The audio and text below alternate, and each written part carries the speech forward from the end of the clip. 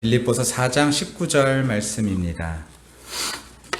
빌립보서 4장 19절입니다. 신약 322면 정도에 있습니다. 322면 빌립보서 4장 19절입니다. 제가 봉독합니다. 나의 하나님이 그리스도 예수 안에서 영광 가운데 그 풍성한 대로 너희 모든 쓸 것을 채우시리라. 아멘. 기도합니다.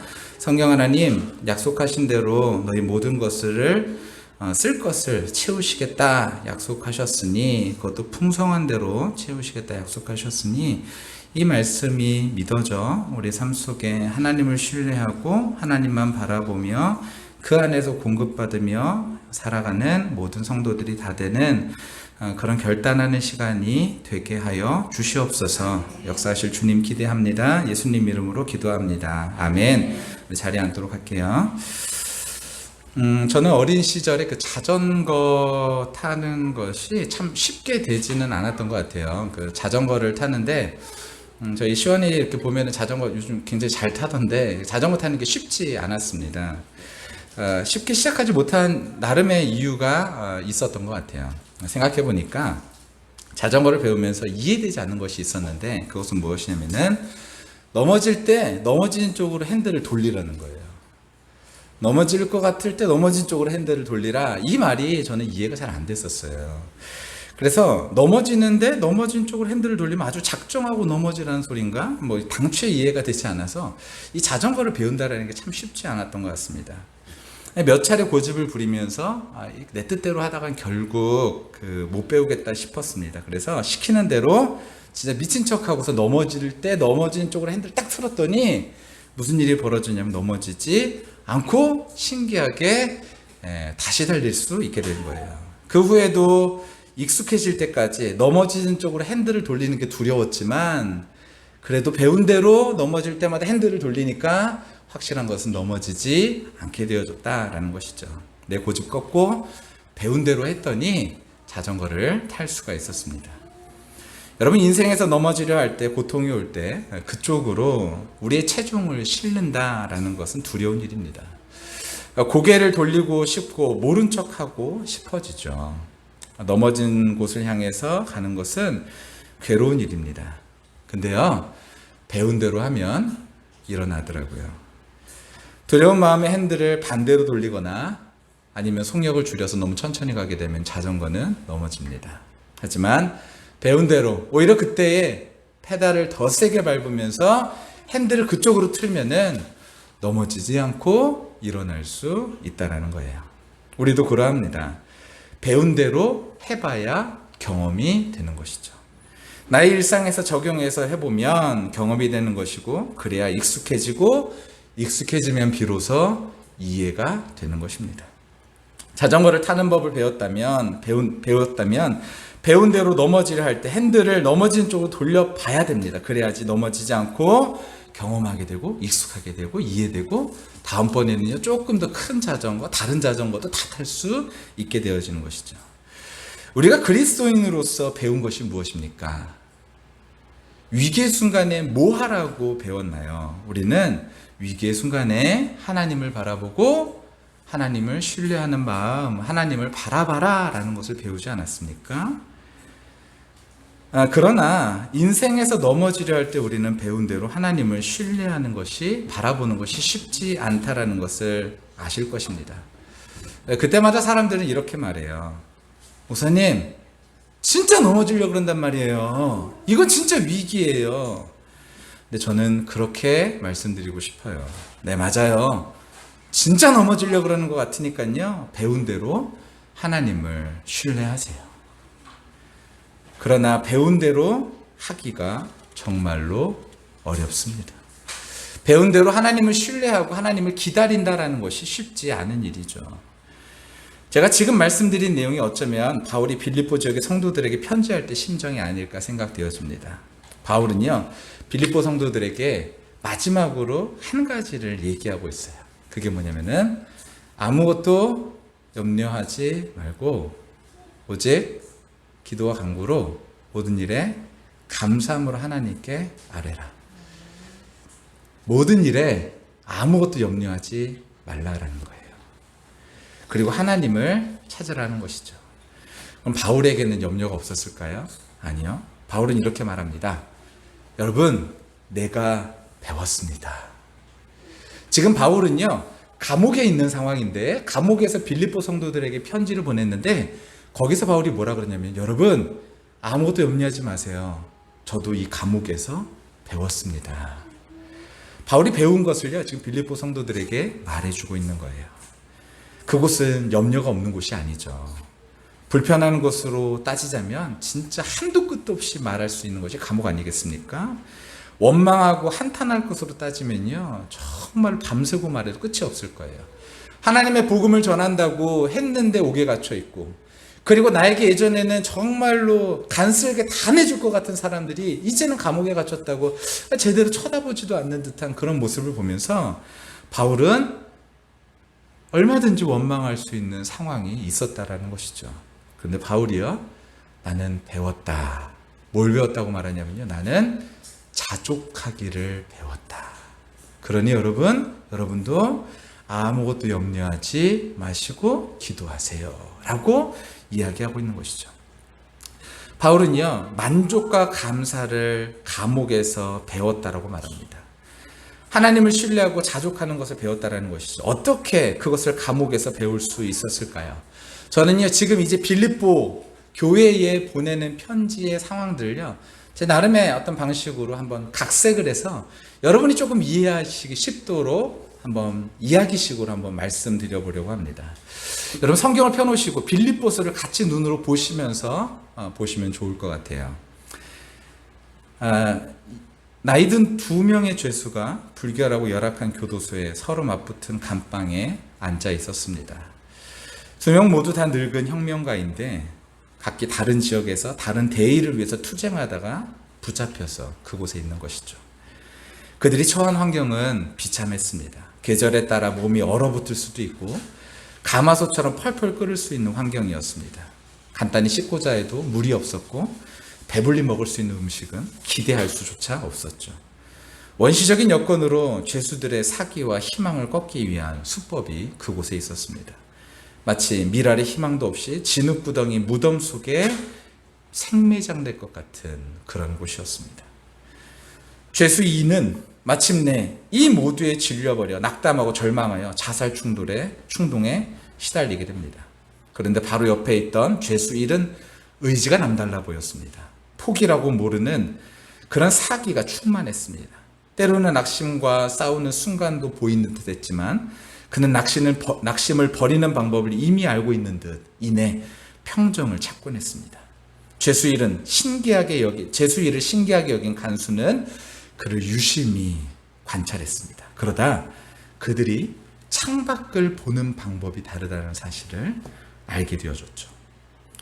죄수 2는 창밖을 내다보는데 땅을 쳐다보는 반면에 죄수 1은 하늘을 쳐다보며 무언가 매일 중얼거렸다라는 것입니다.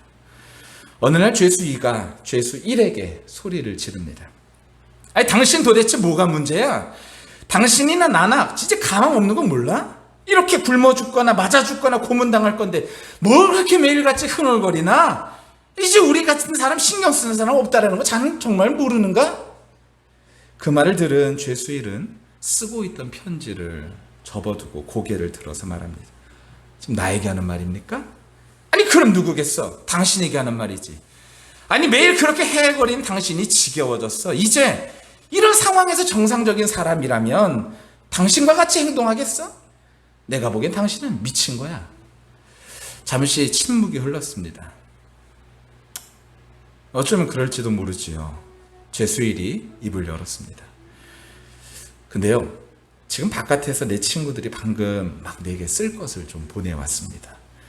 당신에게도 좀 나눠드릴 테니까 좀 써보시죠. 그래서 지금 친구들에게 저는 감사 편지를 쓰고 있는 중입니다. 간단히 쓰려고 했는데 중간에 하고자 하는 말들이 많아져서 좀 말이 길어져, 편지가 길어졌어. 어떻게 내가 조금 읽어드릴 테니 어떻게 좀 당신의 의견이나 들어봅시다. 들어보겠소? 죄수 1은 말이 없어졌습니다.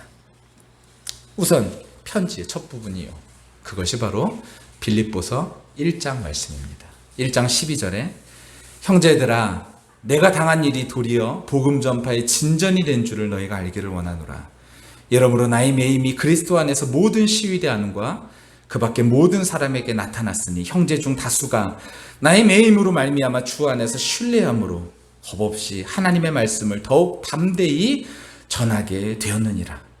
나의 간절한 기대와 소망을 따라 아무 일이든지 부끄러워하지 아니하고 지금도 전과 같이 온전히 담대하여 살든지 죽든지 내 몸에서 그리스도가 존귀하게 되려 하나니 이는 내게 사는 것이 그리스도니 죽는 것도 유익함이라. 죄수 1은 읽던 것을 멈추고 죄수 2에게 물었습니다. 나는 특히 이 마지막 문장, 내게 사는 것이 그리스도니 죽는 것도 유익함이다. 이 문장이 마음에 드는데 당신 생각은 어떻소? 내 계속 읽어드리리다. 죄수인은 눈을 감고 그 이야기를 들었습니다. 이제 빌립보서 2장 5절 말씀입니다. 너희 안에 이 마음을 품으라. 곧 그리스도 예수의 마음이니 그는 근본 하나님의 본체시나 하나님과 동등됨을 취할 것으로 여기지 아니하시고 오히려 자기를 비워 종의 형체를 가지사 사람과 같이 되셨고 사람의 모양으로 나타나사 자기를 낮추시고 죽기까지 복종하셨으니 곧 십자가에 죽으심이라. 이러므로 하나님이 그를 지극히 높여 모든 이름 위에 뛰어난 이름을 주사 하늘에 있는 자들과 땅에 있는 자들과 땅 아래에 있는 자들로 모든 무릎을 예수의 이름에 꿇게 하시고 모든 이름으로 예수를 그리스도를 주라시나여 하나님 아버지께 영광을 돌리게 하셨느니라. 죄수 1은 잠시 무언가 생각에 잠기더니 다시 편지를 읽기 시작했습니다. 빌립보서 3장 13절 말씀인데요. 형제들아, 나는 아직 내가 잡은 줄로 여기지 아니하고 오직 한 일, 즉 뒤에 있는 것은 잊어버리고 앞에 있는 것을 잡으려고 폿대를 향하여 그리스도 예수 안에서 하나님이 위에서 부르신 부름의 상을 위하여 달려가노라. 이렇게 읽고 죄수 2에게 말했습니다. 여보시오, 당신이 거기에 앉아 과거를 한탄하고 현재를 저주하는 동안 나는 이렇게 미래를 계획하고 있다오. 내 전성기는 아직 남았으니 힘을 다하여 달려가는 것이죠. 이제 마지막이요, 들어보시오. 빌립보서 4장 4절 말씀부터 7절입니다. 주 안에서 항상 기뻐하라. 내가 다시 말하노니 기뻐하라. 너희 관용을 모든 사람에게 알게 하라. 주께서 가까우시니라. 아무것도 염려하지 말고 다만 모든 일에 기도와 간구로 너희 구할 것을 감사함으로 하나님께 아뢰라.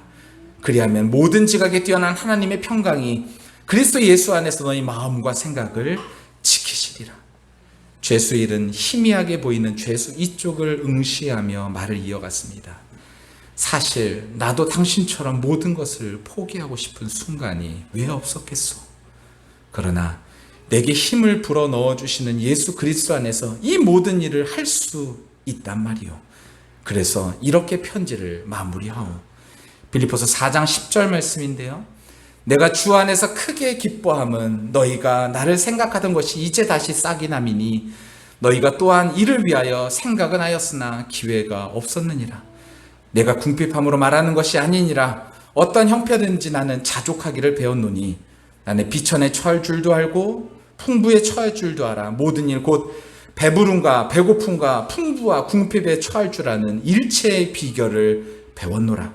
내게 능력 주시는 자 안에서 내가 모든 것을 할 수 있느니라. 그러나 너희가 내 괴로움에 함께 참여하였으니 잘하였도다. 빌립보 사람들아, 너희도 알거니와 복음의 시초에 내가 마게도냐를 떠날 때 주고받은 일, 내 일에 참여한 교회가 너희 외에 아무도 없었느니라. 데살로니가에 있을 때에도 너희가 한 번뿐 아니라 두 번이나 나의 쓸 것을 보내었도다. 내가 선물을 구함이 아니요 오직 너희에게 유익하도록 풍성한 열매를 구함이라. 내게는 모든 것이 있고 또 풍부한지라. 에바브로 디도편에 너희가 준 것을 받았으므로 내가 풍족하니 이는 받으실 만한 향기로운 제물이요 하나님을 기쁘시게 하는 것이니라. 나의 하나님이 그리스도 예수 안에서 영광 가운데 그 풍성한 대로 너희 모든 쓸 것을 채우시리라. 하나님 곧 우리 아버지께 세세 무궁하도록 영광을 돌릴지어다. 아멘. 바울은요, 감옥 안에서 여러 가지를 선택할 수 있었습니다. 특별히 두 가지를 선택할 수 있었죠. 한 가지는 원망을 선택하고 비난을 선택하고 그리고 소망 없음을 선택할 수 있었고, 또 한 가지는 그럼에도 불구하고 하나님을 기억할 수 있고 하나님께 배운 것들을 선택할 수 있었다라는 것입니다. 저는 오늘 말씀 보면서요, 여러분과 두 가지를 함께 나누고자 합니다. 첫 번째로 바울은요, 감옥에 있는 순간에서도 하나님을 기억했습니다. 바울이 낙심을 버릴 수 있는 비결은요, 창밖을 보면서 별을 보았기 때문이 아닙니다. 그는 하늘을 바라보며 하나님의 말씀을 기억했습니다. 그리고 그에게 말씀으로 힘을 주시는 하나님의 능력을 매일매일 묵상했던 것이죠. 제가 20살 초반에 저에게 참 힘든 일이 있었습니다. 그래서 화도 나고 눈물도 나고, 그래서 어떻게 해야 될지 모를 그때에 하나님이 저에게 갑자기 이런 마음을 주시더라고요. 찬양하지 않을래? 라는 거였어요. 하나님, 지금 이 순간에 저희가 되물었어요. 하나님, 이 순간에 제가 찬양을 한다고요? 이런 말도 안 되는 상황 가운데 찬양을 한다고요? 제가 되물었어요. 근데 하나님이 저에게요, 그래, 찬양하지 않을래? 근데 그때요, 제가요, 정말로 하나님이 말씀하시는 것 같아서 방으로 들어가 하나님을 찬양하기 시작했습니다.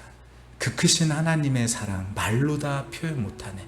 찬양을 하는데 갑자기 제 마음속에 말할 수 없는 감동과 위로와 그리고 용서와 평안과 여러 가지 복합적인 마음들이 제 마음속에 들 수 없는 마음들이 막 밀려 들어오기 시작하더라고요.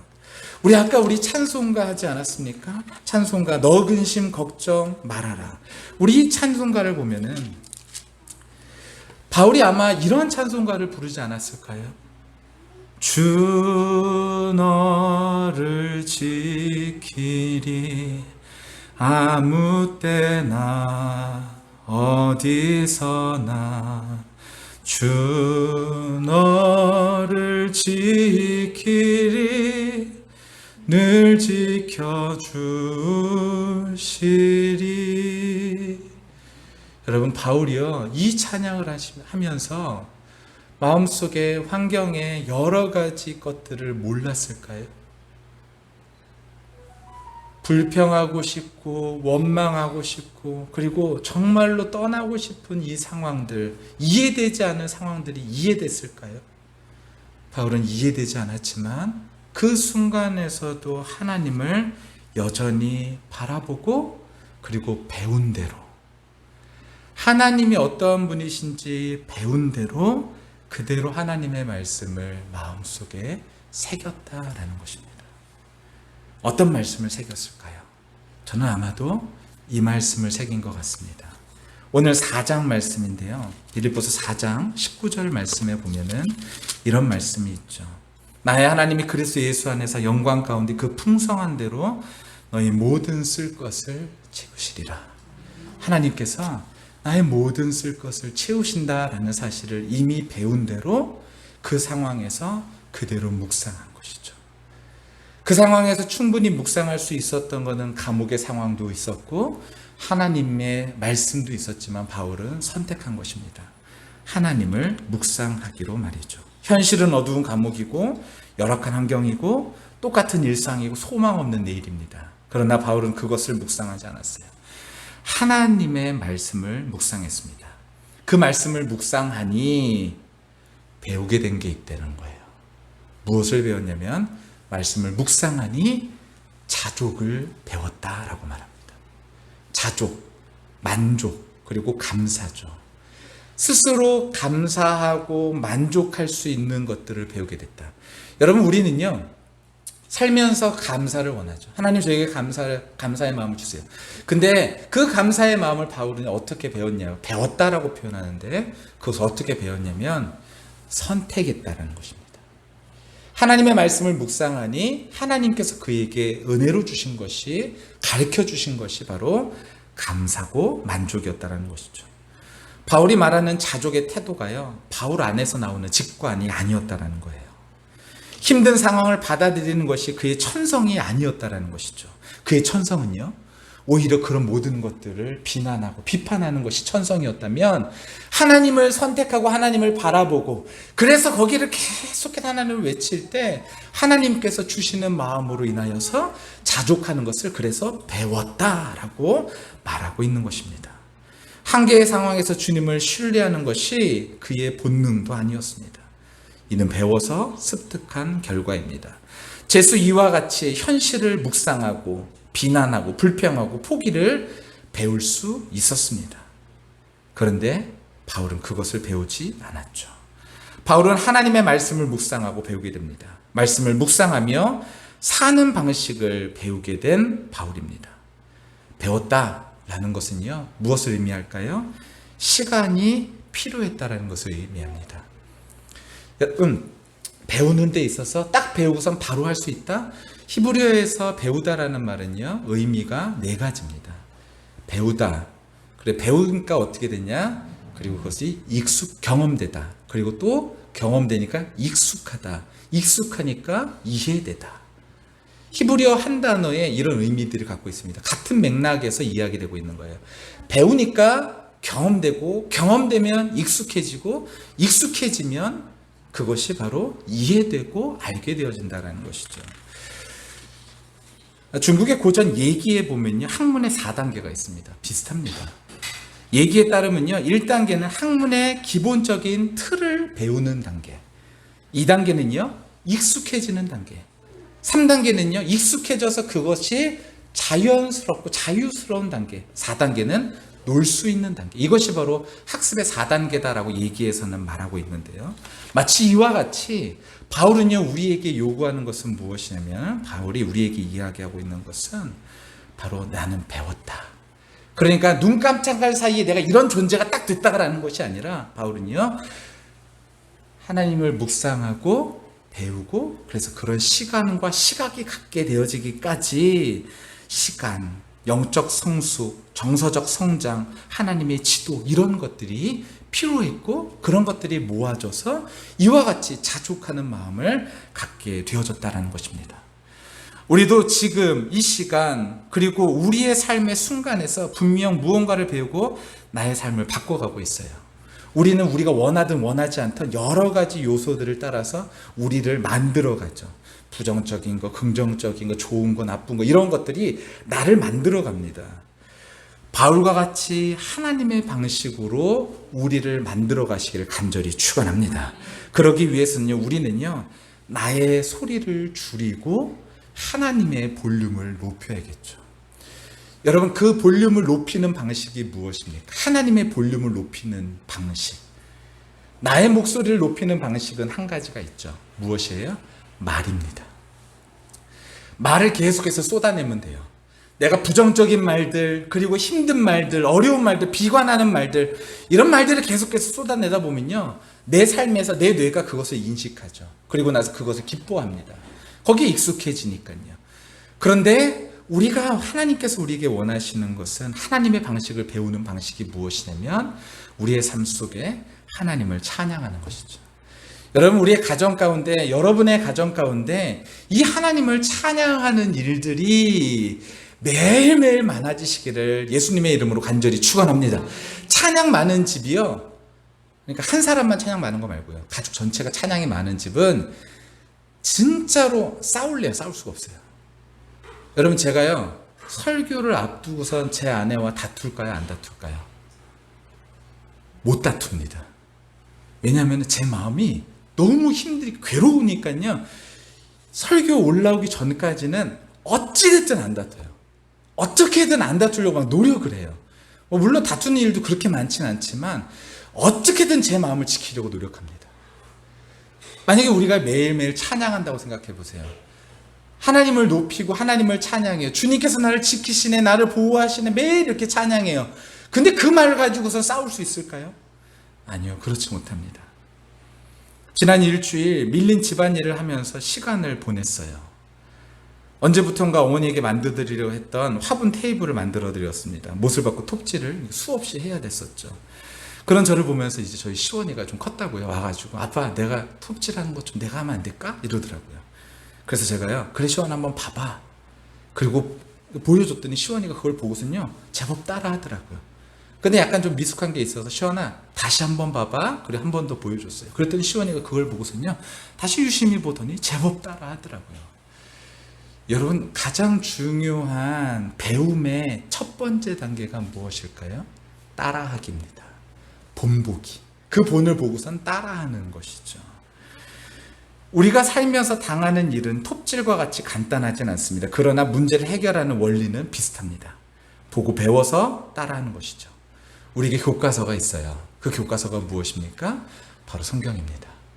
그 성경이고 하나님의 방식이 기록된 성경이 우리의 삶의 교과서다라는 사실을 여러분 다시 한번 깨달으시고, 어떤 위험이 있을 때, 어려움이 있을 때, 아까 자전거를 말씀드렸던 것처럼 여러분 겉으로 꺾는 것이 쉽지 않아요. 하지만 꺾어보면 넘어지지 않는다는 것을 아는 것처럼, 근데 그것을 항상 평생 꺾어보지 못한 사람은요 그것이 답이 아니다라고 말할 수 있겠지만 꺾어본 사람은 답이다라는 것을 알 수 있게 되어지죠. 여러분, 하나님의 말씀을 교과서 삼아 우리가 신앙생활, 우리가 이 세상을 살아가게 되시기를 간절히 축원합니다. 그리고 우리의 가르치는 선생님이 계시죠. 그게 누구십니까? 바로 성령님이십니다. 성령 하나님께서 우리의 마음속에 그것을 감동을 주시는 것이죠. 그래서 이 말씀이 진짜로 나를 향하신 말씀이구나 라고 느껴지게 되어지는 것, 이것이 중요하다는 것입니다. 저는 무엇을 하는 사람이냐? 저는 그 선생님을 돕는 조교 정도로 인식하시면 좋을 것 같습니다. 우리는요 하나님께서 어떻게 하시는지를 성경에서 이미 배운 것이 있죠. 그렇다면 우리의 삶에서 적용해보고 익숙해져보고, 그리고 그것이 우리의 삶 속에서 이해되어지는 때까지 해보는 것이죠. 그럼 하나님께서 우리에게 답을 허락해 주실 것입니다.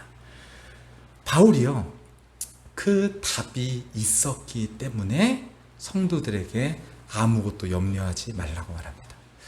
아마도 바울도요 그 감옥에, 로마 감옥에 갇히면서 고민이 있었을 것 같아요. 어떤 고민이 있었을까 생각을 해봤는데, 바울은 복음 전파에 문제가 생겼다라고 생각했을 것 같습니다. 내가 갇혔으니 이제 누가 복음을 전할까라는 생각을 하게 됐을 것 같아요. 근데 바울이요 그런 근심이 있을 때 바울이 선택했던 것은 무엇이냐면은 어떡하지? 내가 이렇게 갇혔는데 염려하는 것이 아니라, 바울은 그때에도 무엇을 선택했냐면요 그럼에도 불구하고 하나님께서 하실 것들을 기대하고 하나님을 바라봤던 것이죠. 하나님이 하신다, 하나님이 하신다. 그것을 계속해서 묵상하고 기도해 봤더니 무슨 일이 벌어졌냐? 아까 제가 읽어드렸는데요 빌립보서 1장 12절에 형제들아 내가 당한 일이 도리어 복음 전파의 진전이 된 줄을 너희가 알기를 원하노라. 이러므로 나의 매임이 그리스도 안에서 모든 시위대 안과 그 밖의 모든 사람에게 나타나, 바울이 지금 매였다라는 것이 시위대 전체에게 나타났다라는 거예요. 그래서 형제 중 다수가 나의 매임으로 말미암아 주 안에서 신뢰함으로 겁없이 하나님의 말씀을 더욱 담대하게 전하게 되었다.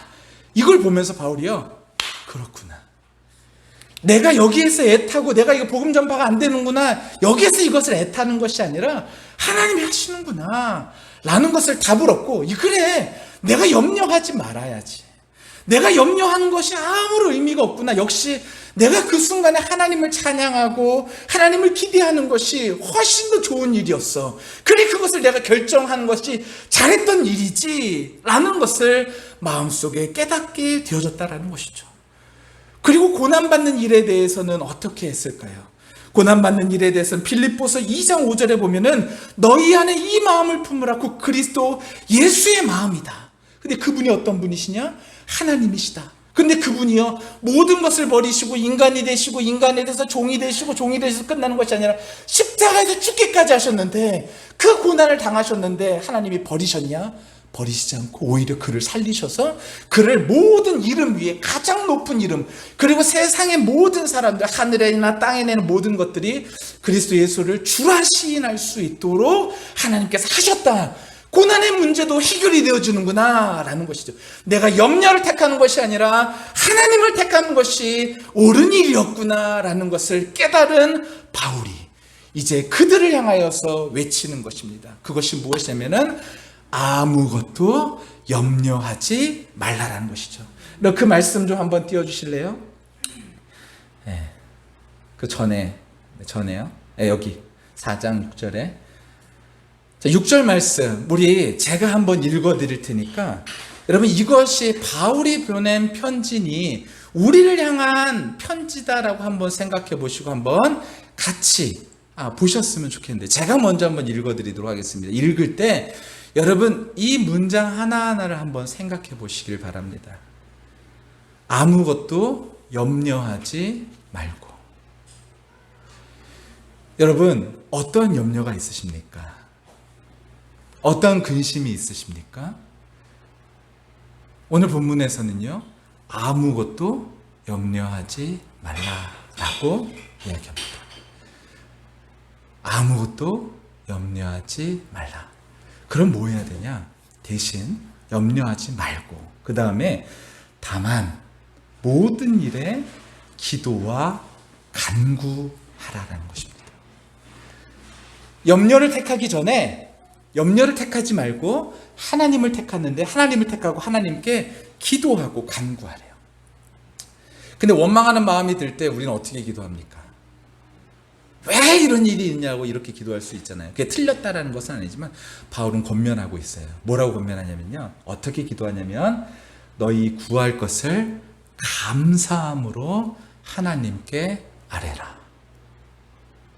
내 마음속에 있는 것들을요, 감사함으로 하나님께 아뢰는 것으로 염려를 대신하라는 거예요. 그럼 하나님께서 모든 쓸 것을 채워주시는 하나님을 경험하게 되고, 바울과 같이 자족, 만족이 배워지는, 감사가 배워지는 일들이 일어나게 되어진다라는 것입니다. 예수님 말씀하셨어요. 누가 염려함으로 자기의 키를 한 자라도 더할 자가 있느냐? 공중나는 새를 보라. 길가에 풀을 보아라. 얘네들을 다 먹이지도 않고 누가 이렇게 창고를 짓는 것도 아니다. 그런데 하나님께서 얘네 다 먹여주지 않느냐? 근데 왜 너희는 염려하느냐? 여러분, 염려 대신 하나님을 선택하며 살아가게 되시기를, 찬양을 선택하며 살아가게 되시기를, 기도를 선택하며 살아가게 되시기를 예수님의 이름으로 간절히 축원합니다. 그래서 같이 우리 이 말씀을 한번, 6절 말씀을 한번 읽어보도록 하겠습니다. 우리 다 같이 6절 말씀을 천천히 한번 읽어볼까요? 시작. 아무것도 염려하지 말고 다만 모든 일에 기도와 간구로 너희 구할 것을 감사함으로 하나님께 아뢰라. 아멘. 여러분, 아무것도 염려하지 마시길 바랍니다. 염려하지 마시고 염려할 때에 기도와 간구를 선택하시길 바랍니다. 전쟁은 우리에게 속한 것이 아니라 하나님께 속한 것이고, 우리가 염려함으로 바꿀 수 있는 것은 아무것도 없습니다. 우리 그런 의미에서 이 말씀을 한 번 더 읽으실 때 내 영혼에게, 내 마음에 있는 영혼에게 선포한다라는 마음으로 우리 가슴에 손을 얹고 맨 앞에다가 자기의 이름을 먼저 넣으시고 한번 읽어보시길 바랍니다. 이것은 분명히 능력이 있을 줄 믿습니다. 저 앞에다가 김두이라 아니면은 노명호가 이런 식으로 이름을 넣어서 하시는 거예요. 시작. 김두이라 아무것도 염려하지 말고 다만 모든 일에 기도와 간구로 너희 구할 것을 감사함으로 하나님께 아뢰라. 아멘. 여러분, 감사함으로 하나님께 아뢰요. 우리의 삶에도 이 순간이 지난 다음에 배움이 있었다라고 말할 수 있는 시간이 되시기를 간절히 축원합니다. 죄수 2는요, 아마도 시간이 다 지난 후에 남아있는 것은, 끝까지 그렇게 원망했다면 남는 것은 원망, 시비, 그리고 비난, 질투, 그리고 화남, 이런 것밖에 남지 않았을 거예요. 하지만 죄수 1, 바로 바울은요, 그거가 남지 않고 오히려 감사가 남았고 만족이 남았고 자족이 남았고 하나님에 대한 신뢰가 더 쌓이는 시간이 되어졌죠. 저는 이 시기, 이 코로나 위기의 시기가 우리 모두에게 이러한 배움의 시간이 있는 시간이 되시기를 간절히 축원합니다. 야, 이거 그냥 너무 힘들구나 어렵구나가 아니라 오히려 배움이 있는 시간. 근데 그 배움을 어디서부터 시작하느냐? 이미 배운 것, 가장 기본적인 것, 거기서부터 시작하시며 하나님께서 주시는 큰 은혜를 받아 누리시는 저와 우리 모두가 다 되시기를 예수님의 이름으로 간절히 축원합니다. 우리 시간의 말씀을 기억하며 함께 잠시 좀 기도하도록 하겠습니다. 먼저 우리 마음속에 여러분 근심했던 내용이 무엇입니까? 아무것도 염려하지 말라 그랬는데 염려했던 내용이 무엇인지 다시 한번 보시고 하나님의 방식을 선택하겠습니다. 주님, 하나님을 신뢰하고 하나님께 맡기고 기도와 간구로 하나님께서 하시는 것을 보겠습니다. 주님, 붙들어 주시고 인도해 주셔서 제 삶 속에서 이런 배움이 있는 시간이 되게 하여 주옵소서. 우리 그런 마음으로 이 시간에 함께 기도하도록 하겠습니다.